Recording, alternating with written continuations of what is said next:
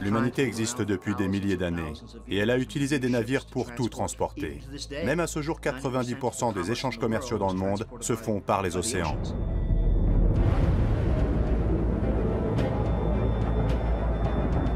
Tout au long du développement des civilisations, malgré les dangers, l'être humain a toujours traversé les océans, au risque d'y perdre la vie. Jusqu'au milieu du XXe siècle, les prévisions météorologiques étaient limitées. Résultat, des milliards de dollars ont probablement été perdus en mer au cours de l'histoire maritime.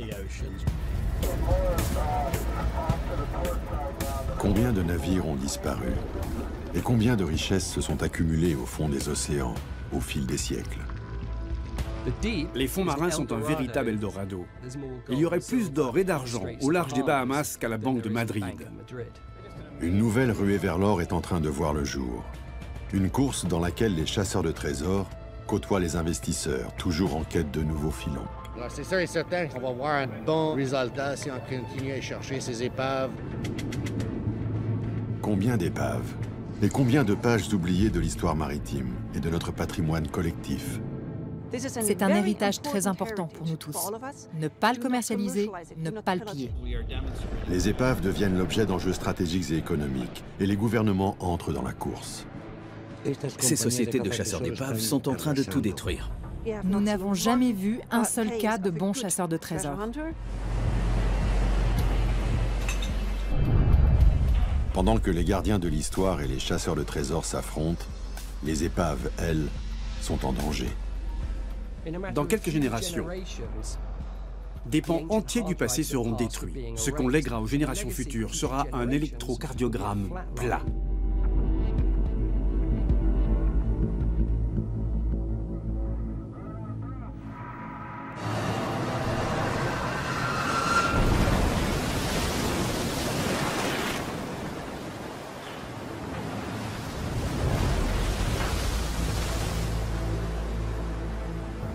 Qu'il soit dû à l'erreur humaine, à un problème technique ou encore aux caprices de la météo, le naufrage fait partie intégrante du transport maritime.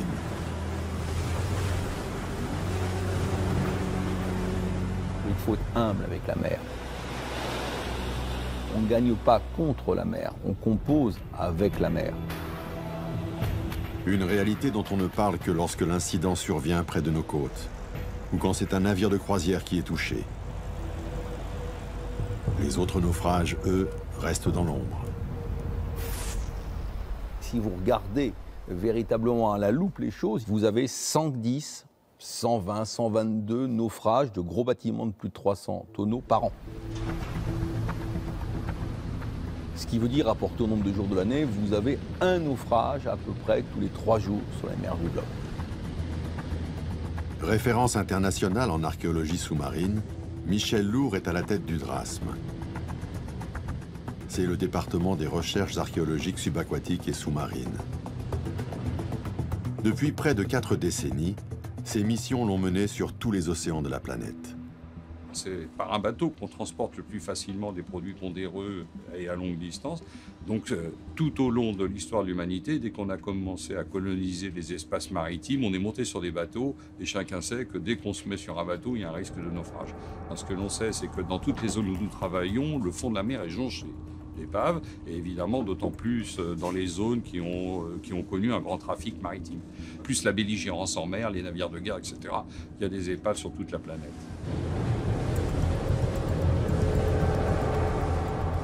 Alimentation, carburant, matières premières ou produits de consommation, 90% de tout ce que nous consommons passe par la mer.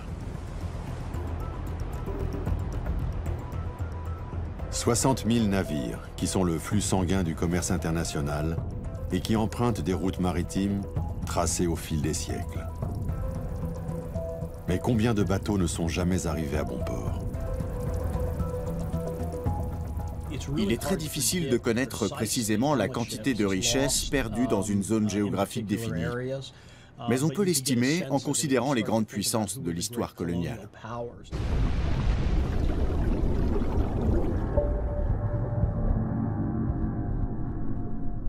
Sachant que des navires coulent depuis 2000 ans, est-il raisonnable d'estimer qu'un millier d'entre eux ont sombré chaque année? Oui, je le crois.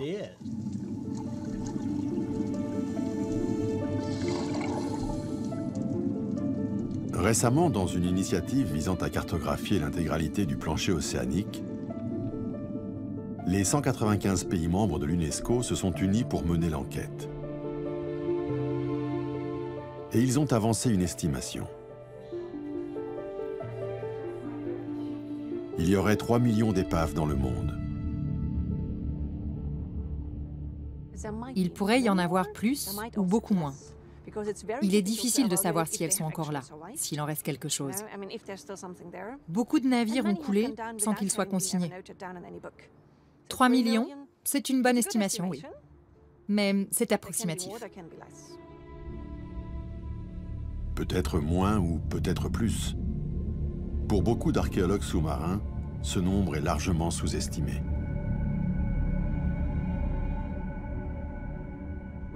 Selon les grandes théories des grands scientifiques, il y aurait 3 millions d'épaves au fond des mers. Mais la vérité, c'est que personne n'en sait rien. Il y aurait 6 000 épaves au large du Royaume-Uni.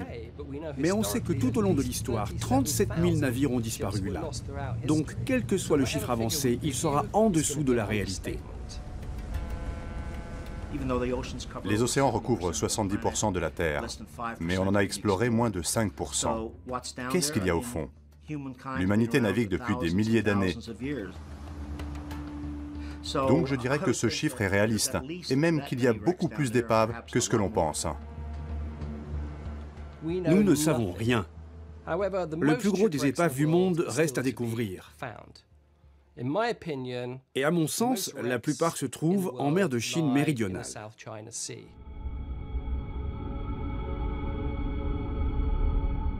Point de passage mythique entre l'océan Pacifique et l'océan Indien, le détroit de Malacca est le couloir maritime le plus fréquenté au monde.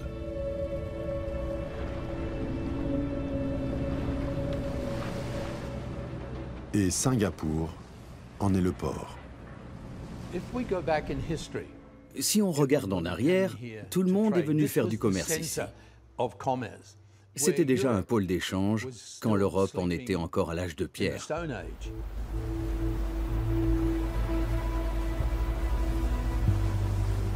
C'est ici que le capitaine britannique Michael Hatcher a fait ses premières armes comme chasseur de trésors.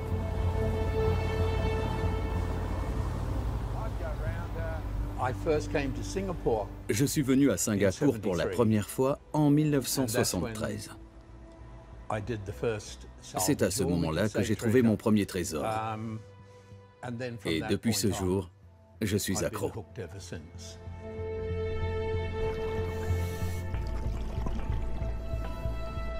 Hatcher vendait au poids l'acier qu'il récupérait sur des épaves de la Seconde Guerre mondiale pour gagner sa vie. Jusqu'au jour où il est tombé par hasard sur autre chose que de l'acier.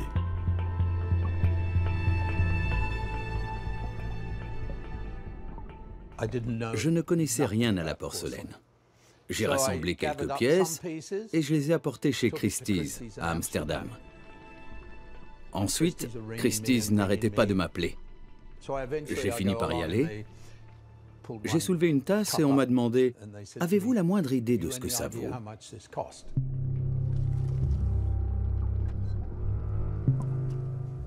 Moi, je dirais 5 $. On m'a répondu « Que diriez-vous de 5 000 ?» Et là, j'ai demandé « Vous en prendriez combien ?» Et eux, « Parce que vous en avez d'autres ?» Le plongeur avait découvert sans le savoir le Nanking. Une embarcation engloutie en 1750 après avoir heurté un récif corallien. Avec à son bord une véritable mine d'or. C'était la première fois qu'on avait découvert une telle quantité de porcelaine. In Amsterdam, they've been queuing round the block for hours on end just to glimpse the Nanking treasure was found 100. Aussitôt, celle qui est désormais connue comme la porcelaine de Hatcher entre dans l'histoire comme un raz-de-marée. The volume and variety of porcelain up for sale is vast. There are complete dinner services with place settings for as many as 144. Et toute la cargaison du Nanking est mise aux enchères à Amsterdam. En tout, on a repêché 27 000 pièces. En écouler autant, ça risquait de noyer le marché et de faire chuter les prix. Mais ça n'a pas été le cas. Ça a créé de l'intérêt sur le marché et cela a remis en lumière l'histoire de la porcelaine de Chine. Les 27 000 pièces de porcelaine de Chine sont vendues en quelques jours à des acheteurs venus du monde entier. Un jackpot de près de 10 millions de dollars pour Hatcher et son équipe.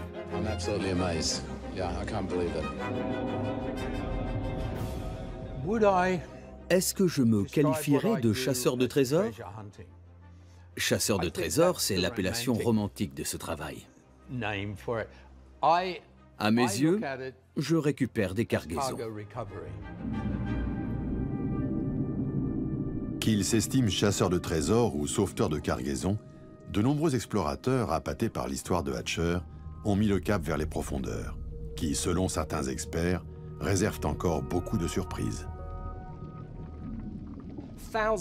On retrouvera des milliers d'épaves avec de riches cargaisons à leur bord. Et pour trouver les plus importantes cargaisons, il faut aller à La Havane, où convergeaient les grands galions espagnols. Il y aurait plus d'or et d'argent au large des Bahamas qu'à la Banque de Madrid.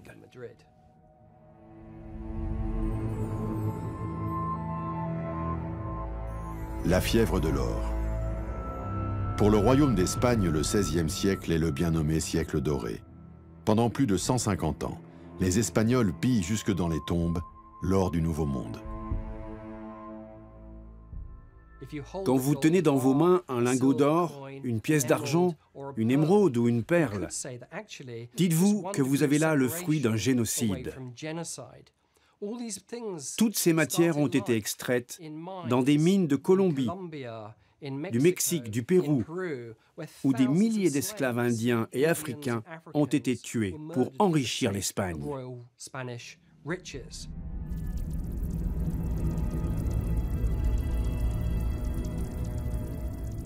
Les trésors volés des Amériques étaient chargés sur de grands voiliers, puis acheminés vers l'île de Cuba. Les galions se regroupaient ensuite en convoi depuis le port de La Havane pour affronter ensemble la traversée de l'Atlantique. À ce moment-là, le trafic naval est très intense. Pendant 150 ans, on voit en moyenne 4000 embarcations par an entrer dans le port de La Havane. À tel point qu'au XVIe siècle, ce n'est pas le littoral de La Havane le plus important. C'est son port, sa baie. Tout au long de ces années, il semblerait qu'il passe par La Havane plus ou moins 200 000 kilos d'or et plus de 16 millions de kilos d'argent. Beaucoup d'or. Il arrive en lingots, en barres, en morceaux, sous toute forme, prêt à être fondu. Mais il arrive aussi sous forme de pièces de monnaie.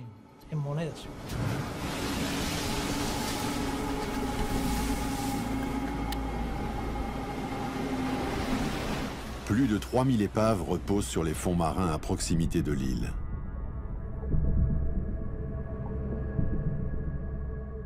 Mais davantage que leur nombre, c'est le montant estimé des cargaisons qui fait tourner la tête des chercheurs de trésors.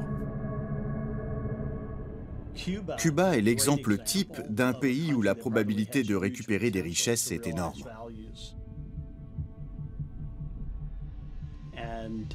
Notre base de données répertorie de nombreuses épaves ayant sombré à Cuba ou à proximité, avec des richesses considérables. Une seule cargaison vaudrait des centaines de milliers de dollars. «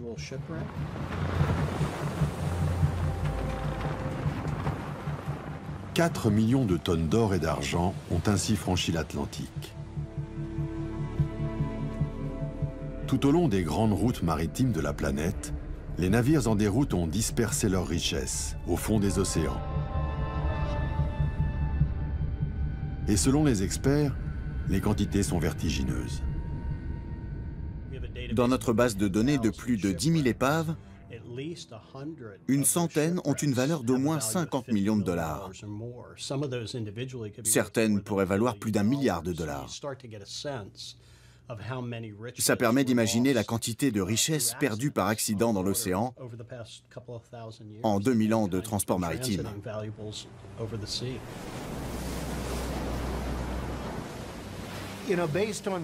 D'après les sources historiques et les données que j'ai pu consulter, un tiers de l'or, de l'argent et des autres métaux et pierres précieuses appartenant aux hommes a été perdu en mer.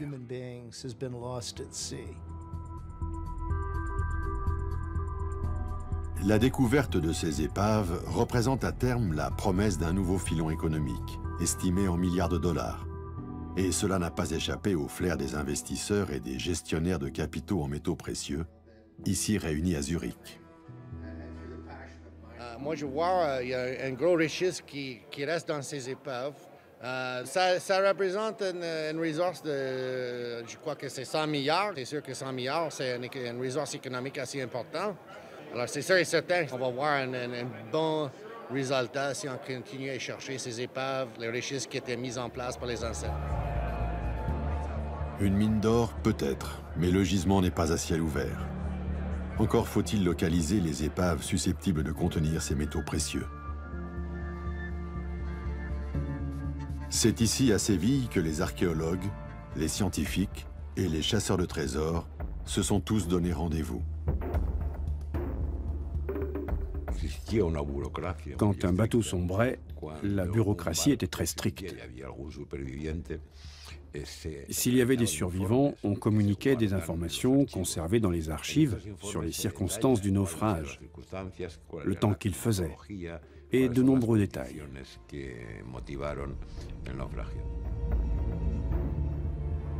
Le bâtiment des Archives générales des Indes abrite 9 km linéaires de précieux registres, dans lesquels sont répertoriés tous les voyages des navires espagnols.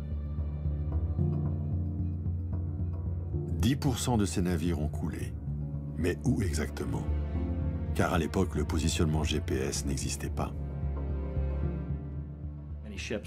De nombreux navires ont quitté le Nouveau Monde chargés d'or et d'argent, et beaucoup ont coulé. Mais il existe très peu de données de navigation. Un dossier de recherche qui dit « Le navire a quitté la Havane en 1580 et a coulé quelque part entre la Havane et l'Espagne », ce n'est pas intéressant pour nous. Ce qu'il nous faut, ce sont des données de navigation précises pour limiter la zone d'investigation et que ça reste rentable.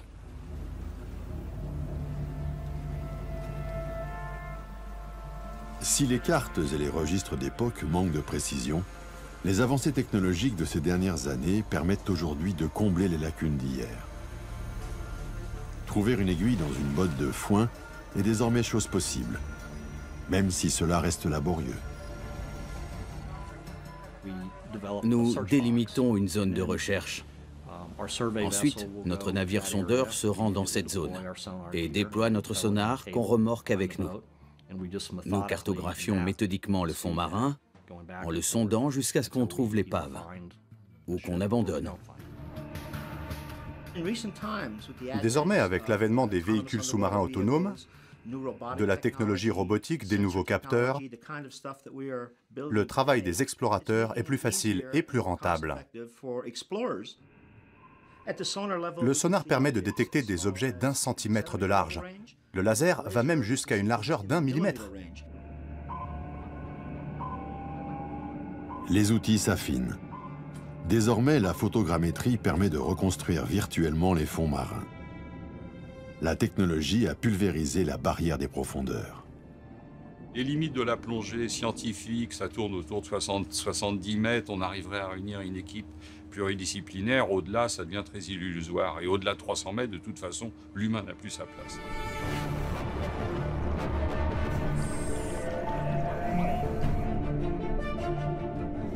Aujourd'hui, on est arrivé, je dirais, presque à la science-fiction du passé.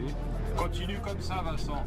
Il y a simplement 5-6 ans, on parlait de la profondeur, et aujourd'hui, c'est devenu notre quotidien. Presque aucune zone du fond des océans n'est inaccessible. À partir de 150 mètres, la profondeur de la Manche, jusqu'à 4800 mètres dans l'Atlantique.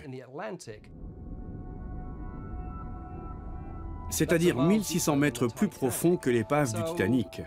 Le futur est là, les robots existent. Bien que le Titanic repose à 3800 mètres de fond, il y a déjà 20 ans que son épave a été explorée. Où qu'elles soient, les épaves ne sont plus à l'abri de l'avidité humaine. Et les immenses richesses qu'elles recèlent suscitent la convoitise des États eux-mêmes, qui, eux aussi, sont entrés dans la course au trésor. Hemos encontrado 307 años después de su hundimiento el galeón San José. Trouver le San José, ce galion espagnol coulé en 1708 par la marine britannique au large de Carthagène, était un pari de Juan Manuel Santos, alors président de la Colombie. C'est en 2015, après des années de recherche, que son équipe localise le galion au large de la côte colombienne, par 300 mètres de fond. On a affaire à un navire du roi d'Espagne qui transporte une cargaison extrêmement importante. On l'estime à 200 tonnes d'or, plus une masse non négligeable, semble-t-il, d'émeraudes. Des émeraudes de Colombie, de l'or provenant des mines du Pérou. Sous les débris, les canons et les amphores. 17 milliards de dollars attendent patiemment le gouvernement colombien. C'est le plus gros trésor jamais trouvé. Le gouvernement de Colombie a d'une part annoncé qu'il avait l'intention de faire une fouille de cette épave qui soit exemplaire. Proteger el patrimonio cultural de Colombia. En tout cas, le gouvernement dit « je veux réunir la meilleure équipe du monde pour faire cette fouille ». Et en même temps, il se rapproche de chasseurs de trésors américains en leur disant « il faudrait que vous réunissiez l'équipe ». Donc là, il y a quand même un petit gap, pour ne pas dire plus, entre la prétention scientifique et de confier le dossier à des chasseurs d'épaves qui n'ont aucune vocation à faire de la recherche scientifique. Aujourd'hui, le San José repose toujours à 300 mètres de fond. Le gouvernement n'a pas les moyens de financer les opérations de renflouement.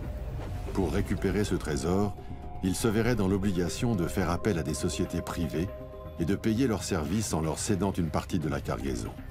Une pratique férocement condamnée par les institutions de protection du patrimoine, comme l'UNESCO. Ces États s'apercevront que ce n'est pas une bonne solution. Nous n'avons jamais vu un seul cas de bons chasseurs de trésors. Au mieux, ils gagnent de l'argent. Et dans le pire des cas, rien. Quoi qu'il en soit, le patrimoine est détruit et ils se retrouvent les mains vides. Le financement des opérations qui permettent de récupérer les cargaisons immergées est un véritable dilemme. Une bataille qui oppose d'un côté les chasseurs de trésors et leurs éventuels partenaires, et de l'autre les gardiens du patrimoine maritime. Explorer les profondeurs, ce n'est pas donné. Si vous voulez un navire capable de lâcher un véhicule télécommandé, il faut compter 35 000 $ par jour. Et si vous voulez récupérer un navire de la Seconde Guerre mondiale à 4000 mètres de profondeur, il faut ajouter un zéro. Les opérations de recherche en eau profonde coûtent très cher, entre 1 et 3 millions de dollars par mois.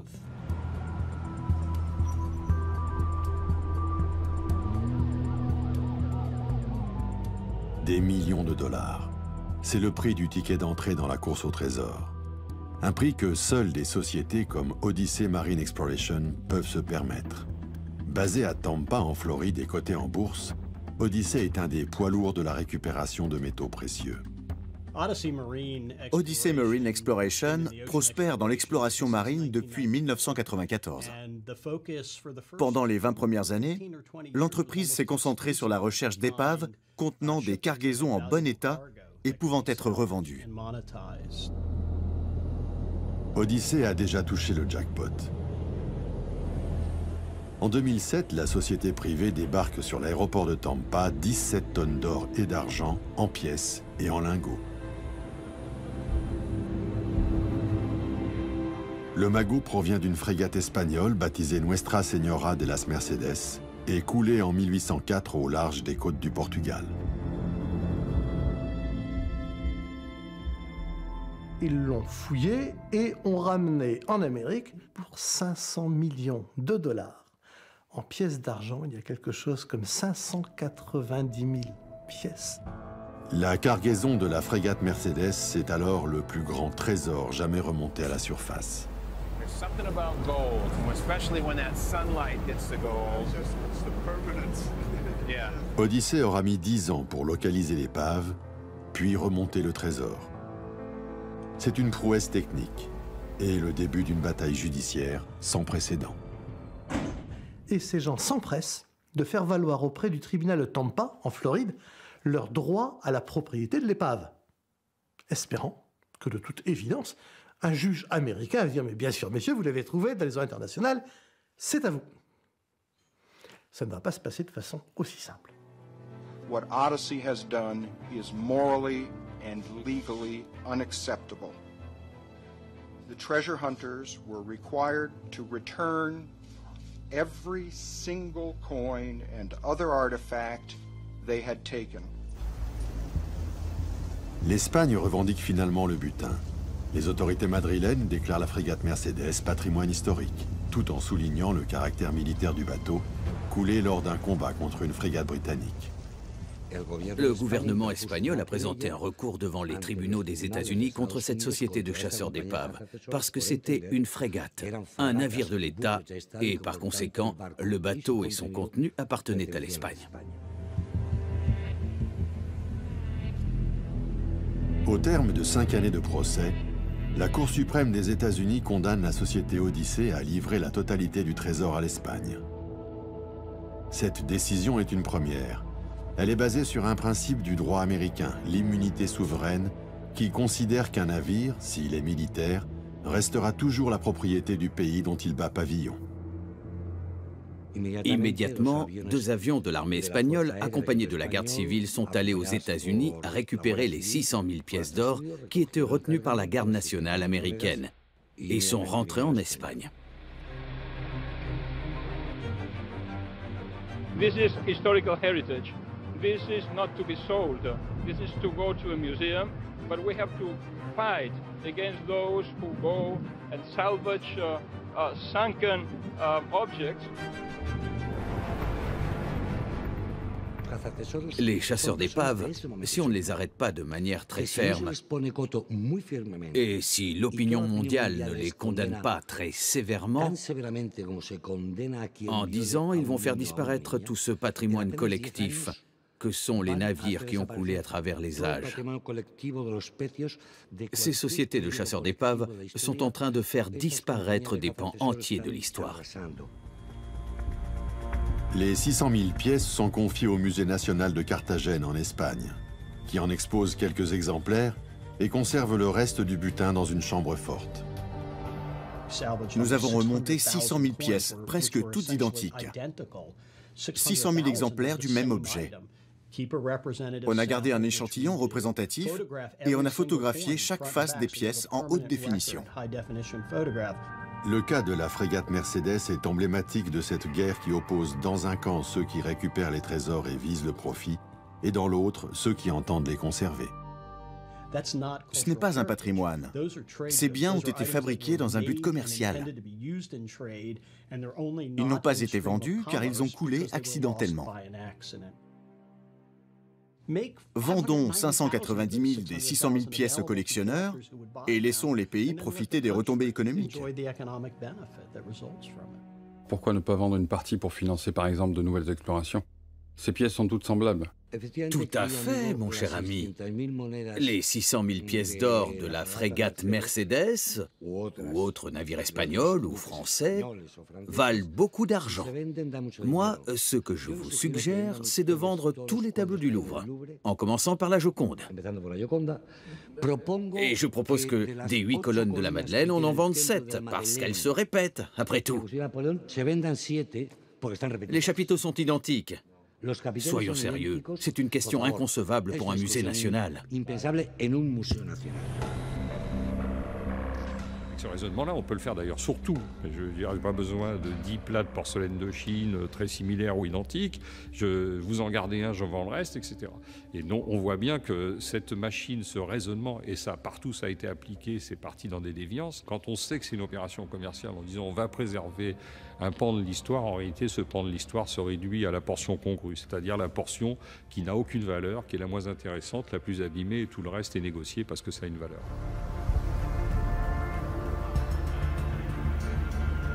Si les chasseurs de trésors sont les seuls capables d'accéder aux épaves, comment s'assurer qu'ils ne détruiront pas les objets sans valeur marchande pour optimiser leurs coûts et remonter un maximum de biens de valeur en un minimum de temps? Selon eux, la position des archéologues et des institutions en matière de protection du patrimoine n'est pas réaliste.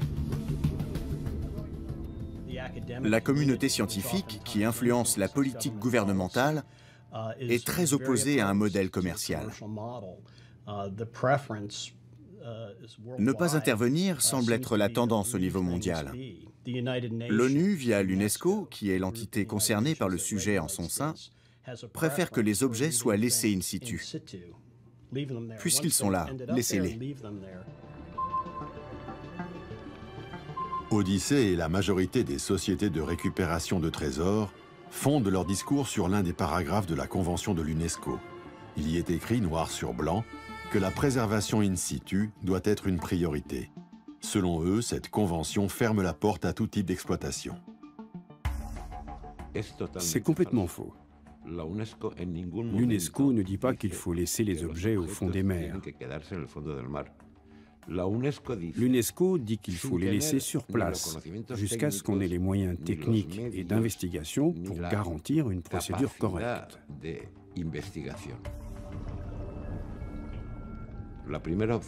Laisser tout sur place, former une équipe, disposer des moyens techniques, réunir suffisamment d'argent, avoir les laboratoires de conservation et de restauration adéquats.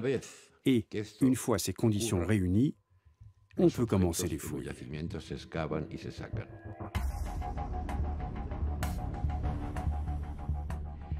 La Convention dit « Laissez le patrimoine culturel subaquatique où il est si vous n'avez pas de projet solide ».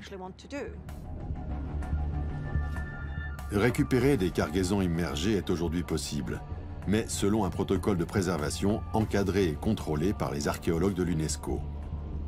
Et une fois remonté, ne rien vendre. Depuis qu'il peut plonger, l'homme recherche des trésors. Il s'en empare et les déverse sur les marchés. Beaucoup d'objets se sont perdus. Il faut préserver ce patrimoine pour l'avenir, pour l'humanité. Ce patrimoine subaquatique est essentiel. Toutes les traces que l'humanité a laissées dans les océans. Il faut les protéger, ne pas les vendre, ne pas les piller, des principes éthiques. Cette proposition pose un problème. Qui va payer? Est-ce que ce sont les contribuables? Les gens ont d'autres besoins que la mise en lumière d'un patrimoine culturel. Tous les pays du monde ont des problèmes plus urgents à financer que la récupération d'épaves ou la restitution d'un héritage culturel. Mais je pense qu'il pourrait exister un modèle qui comporterait un aspect commercial et où tout ce qui a trait à l'archéologie, à l'histoire et aux connaissances universitaires pourrait être à la fois préservé et présenté.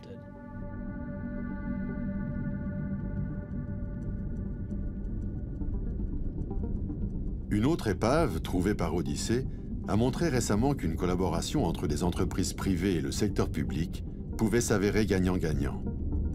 Celle du SS Gersopa.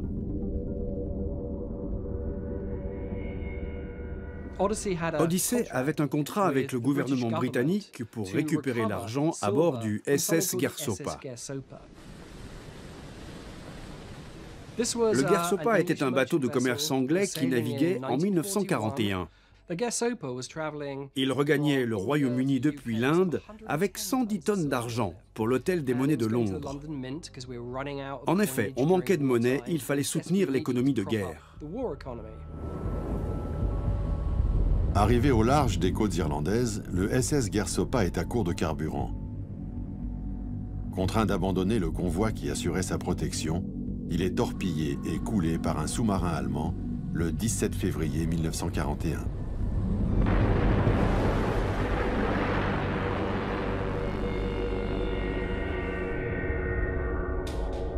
L'épave est localisée en 2011. Elle gît dans les abysses à 4800 mètres de fond. Grâce à une prouesse technique sans précédent, la société Odyssey, mandatée par le gouvernement britannique, remontera plus de 60 tonnes d'argent, sous forme de lingots.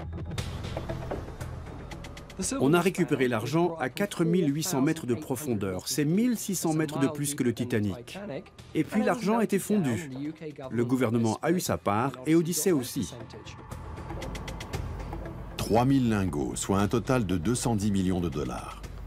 Un jackpot que se sont partagés Odyssey et le Trésor public britannique. Et l'histoire ne s'arrête pas là. Mais vers la fin de l'exploration, on remontait autant de bouts que de lingots. On m'a demandé de chercher une solution. Grâce à l'argent déjà récupéré, on a envoyé les blocs de boue dans un laboratoire pour les analyser et les conserver. C'était imprévisible, mais on a pu sortir de l'obscurité environ 600 lettres.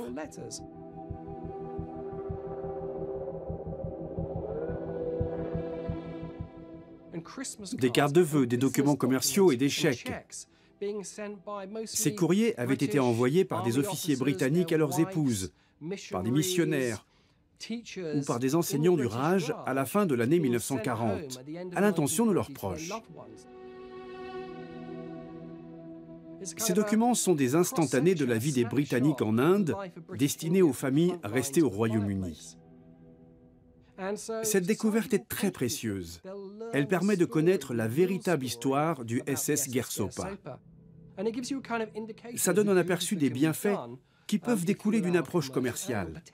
Cette approche a permis de financer la recherche scientifique. Ici, c'est le modèle commercial qui a permis un recours à la science.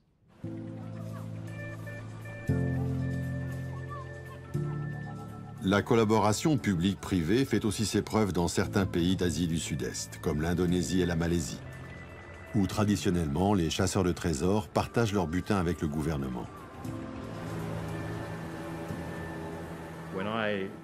À mes débuts dans le métier, j'opérais en Indonésie, au Vietnam et en Malaisie. Ces pays avaient pour politique de former des partenariats avec le privé. Le gouvernement prenait 50% et l'entreprise gardait le reste. Un échantillon représentatif était conservé pour les musées, mais le plus gros pouvait être mis en vente.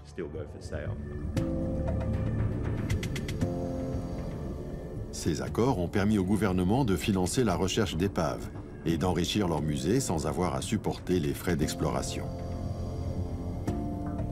Bien que l'ensemble des risques soit à la charge des chasseurs d'épaves, au final, la part du trésor qui leur revient permet de financer les fouilles.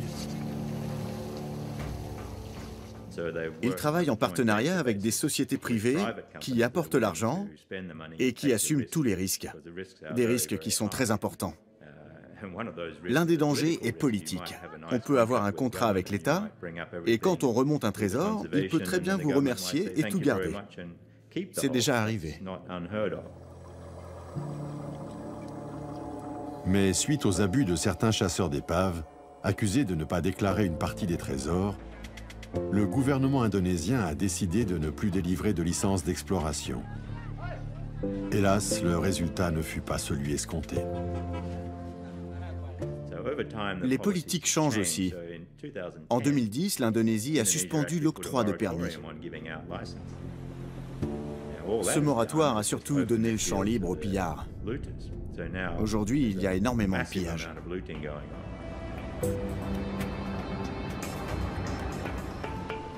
Pour les pêcheurs de la région, remonter quelques assiettes de porcelaine et les vendre pour une poignée de dollars est une source de revenus comme une autre. Ils ne roulent pas sur l'or, et il faut bien manger. Il est très tentant de plonger et de piller l'épave. Ils n'ont pas d'autre choix. Voilà ce qui se passe. Les épaves sont détruites et dynamitées par des pêcheurs à la recherche de trésors à revendre. En quelques années, le marché noir s'est organisé et l'Indonésie est devenue la capitale mondiale du trafic d'antiquités sous-marines. Quand quelqu'un nous envoie des photos en disant « Tiens, j'ai vu ça, on me l'a proposé à la vente », on le voit. Donc il y a nécessairement, s'il y a le produit à la vente, c'est qu'il y a un pillage, il y a un trafic. Très difficile, malheureusement, d'en estimer l'importance. Ce trafic a entraîné la destruction de centaines d'épaves et enrichi des organisations criminelles. Ces dernières achètent tout ce que les pêcheurs récoltent, puis revendent porcelaine et autres vestiges à prix d'or à des collectionneurs peu scrupuleux. Une fois sur le marché, l'origine de ces objets devient indétectable. C'est l'UNESCO, chacun le sait, n'a pas les moyens financiers de faire la police de toutes les épaves maritimes du monde. D'ailleurs, comment protéger toutes les épaves, où qu'elles soient dans le monde? Il faudrait mettre un mirador avec un gendarme sur chacune d'entre elles. Qu'est-ce qu'on peut faire? Il n'y a que deux moyens. La protection active, grâce aux forces de police et aux forces de l'armée nationale, et la protection passive, qui consiste à installer au fond des mers des grands coffres, les strongbox, ou des treillis métalliques qui empêchent de pénétrer dans les zones à protéger. Mais cette deuxième option est très compliquée à mettre en œuvre dans les eaux profondes.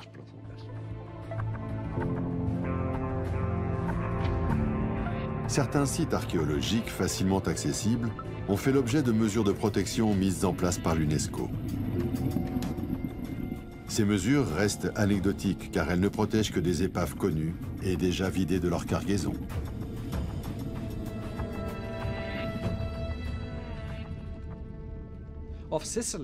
Au large de la Sicile, on place des caméras sous-marines sur des épaves puniques et romaines pour surveiller les chalutiers qui passent dans le secteur. L'installation coûte 150 000 € et la maintenance 50 000 € par an. Qui va payer ?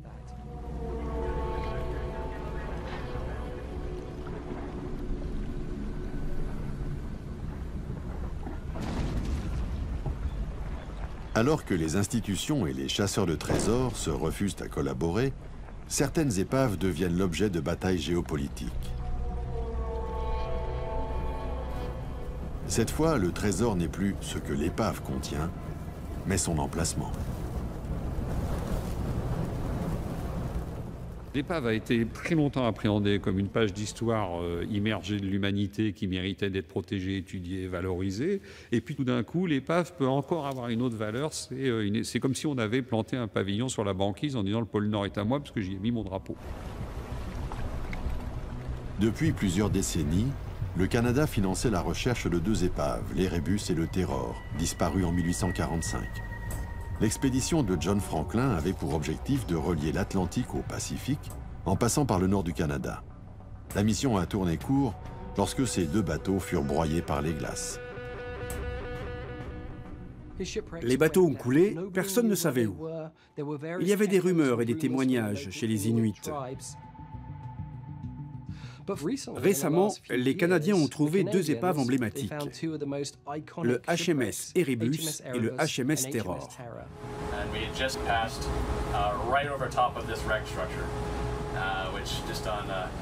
I think we could tell exactly what it was in a few seconds. It's definitely a shipwreck. What was the reaction like? Winning the Stanley Cup. Ça pourrait avoir l'air d'une aventure à la Indiana Jones. Mais le Premier ministre canadien Harper s'est donné pour mission de retrouver ces épaves légendaires.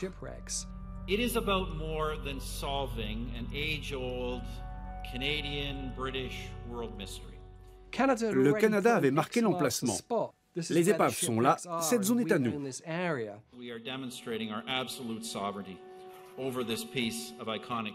La souveraineté de cette zone maritime est contestée. Des pays comme les États-Unis considèrent cette route commerciale comme un détroit international, et donc de libre accès. Mais le gouvernement canadien, lui, considère ce passage stratégique comme faisant partie intégrante de ses eaux intérieures. C'est un des deux points les plus sensibles sur le plan géopolitique avec la mer de Chine méridionale. L'Amérique, ainsi que plusieurs autres pays, revendiquent le passage du Nord-Ouest comme voie internationale. La découverte de ces épaves est aujourd'hui un argument supplémentaire pour le gouvernement canadien. En contrôlant ce passage, qui permet de réduire d'un tiers le trajet entre l'Atlantique Nord et l'océan Pacifique, le Canada pourrait alors imposer ses tarifs à tous les navires qui franchiraient le passage du Nord-Ouest.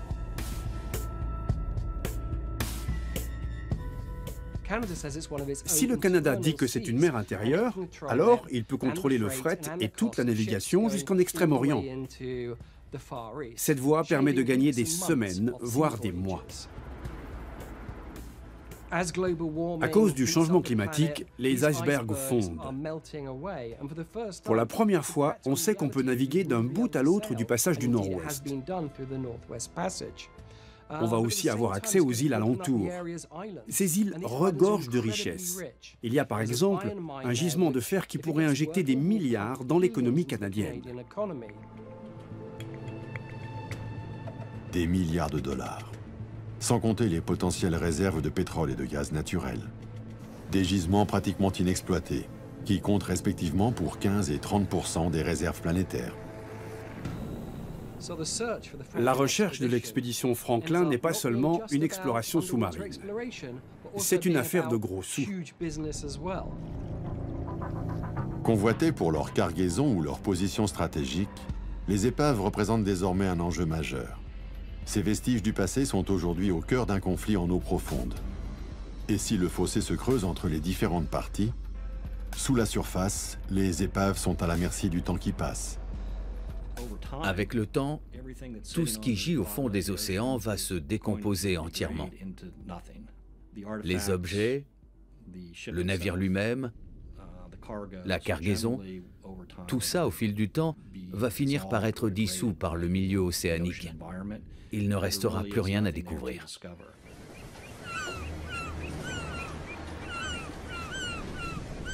L'acidification des océans, à l'origine de la disparition des récifs coralliens et de nombreuses espèces marines, n'épargne pas les épaves.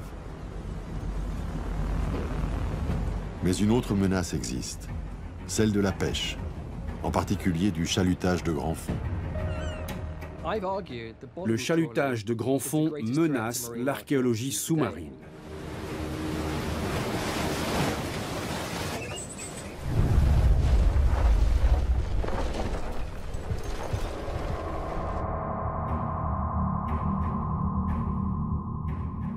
Certains pays militent pour que 30% des océans soient protégés de la pêche industrielle par la création de grandes réserves marines. Nous, on a vu revenir des morceaux d'épave tractés par des chaluts qui passent à 1500, 1800 mètres de fond.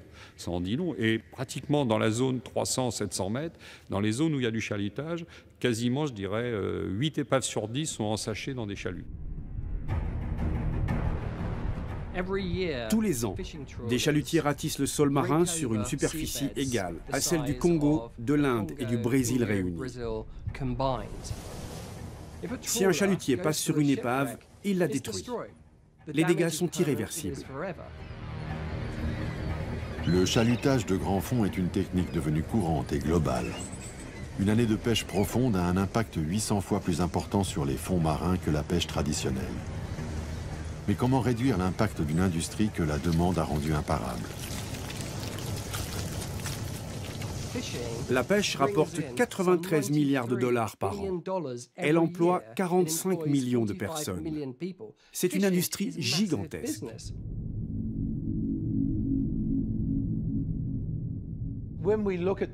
D'après les textes de loi des Nations Unies, les épaves sont protégées.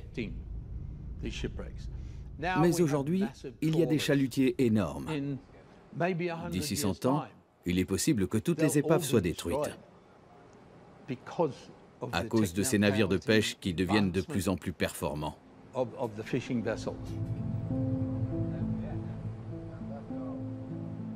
Si l'on ajoute à la pêche sur les grands fonds marins l'impact de la prospection de gaz et de pétrole offshore, plus la prolifération des câbles sous-marins, dans 30 ans, toutes les épaves auront disparu. Toutes ces épaves, c'est des thrillers, c'est des livres policiers. Si vous commencez à en arracher une page toutes les 5 ou 7 pages, quand vous arrivez à la fin du livre, vous ne comprendrez plus rien à l'intrigue. Donc protéger toutes les pages, c'est la seule manière de comprendre la fin du roman. Il est très important de protéger et d'étudier ces richesses, mais aussi de les offrir au public. Appréciez ce patrimoine, il vous appartient. Et il faut le protéger parce qu'il vous appartient. Qui va payer pour tout ça? Il faut être réaliste et avoir des modèles solides. Je ne dis pas que vendre ce qu'on trouve, c'est le bon modèle, mais il faut tout envisager et faire preuve d'inventivité. La seule solution pour protéger les épaves, c'est de travailler avec le gouvernement. C'est ce que l'on nous encourage à faire. Et c'est ce que je fais. Il faut les remonter pour tout le monde, pour l'humanité, pour chacun d'entre nous. Si on ne fait pas ça, ce sera perdu. Tout sera perdu pour toujours. Allons-nous ouvrir les yeux et sauver les épaves d'une disparition annoncée? Les institutions comme l'UNESCO, les archéologues et les chasseurs de trésors resteront-ils figés sur leur position? Ou sauront-ils se parler et relever l'un des grands défis culturels de ce siècle?